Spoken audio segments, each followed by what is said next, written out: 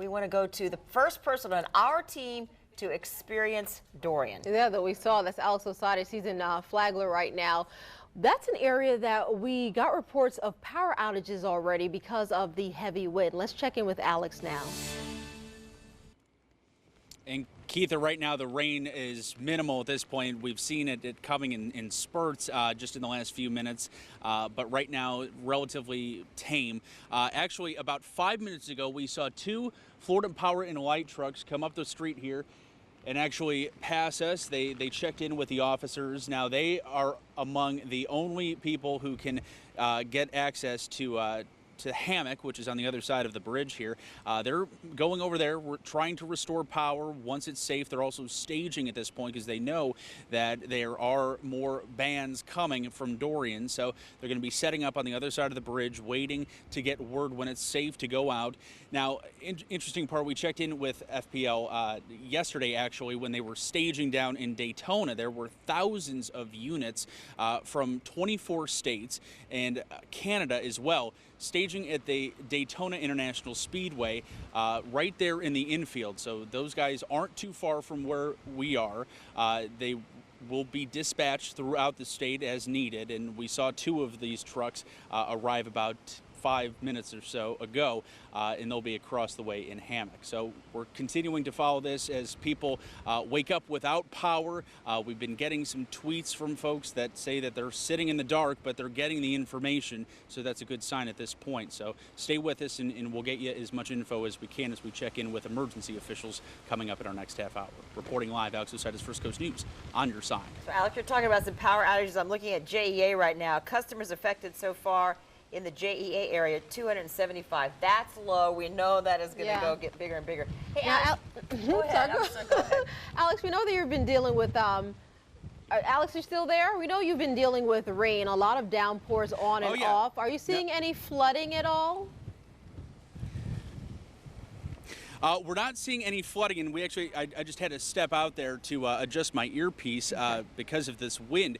But we're not seeing any flooding at this point. You can see, though, that the road is draining pretty well at this point. We're actually just a few steps away from the Intracoastal, and if we do have a second here, let me walk you to this side of our vehicle and point out this is a drainage ditch that we saw maybe an hour or so ago that was 2-3 feet higher than it is right now. So the draining is okay. We haven't seen much flooding in this area, at least of the Palm Coast area, but we're staying on top of that, trying to check in with folks that we met over the course of this week that were very concerned that they weren't exactly in a flood zone, but they are low-lying, so they wanted to make sure that they were prepared, putting out a lot of sandbags. So that's the situation with the flooding, Jeannie. So, Alex, let me pass along some viewers' comments, actually questions. They always want to know this. We see behind you the flashing lights, so authorities know you're there, and you're there so other people can stay home and stay safe, and you can show us what's going on. But people want to know, Alex, if you can still hear me. Can you still hear me? Alex, people want to know is how do you decide? Oh, yeah, I can still hear you. I was actually going to walk you. Let's walk you over here so you can see the flashing lights, and I'll let you finish your question. I'm sorry about that. No, not a problem at all. What I'm just wondering is how do you decide? What's your threshold when you say, well, it's too dangerous for us to still be out here? How are you going to make that decision? Well, actually, Jeannie, we've been talking with these guys here, fantastic deputies from Flagler County as well as FHP. They've been in constant contact with us because just like them, we are out here reporting on the situation. They're paying attention in wanting to know exactly what Dorian is doing for them because they've been on shift since about 8:30 last night, and they'll be here through 11:30 tomorrow morning at the earliest.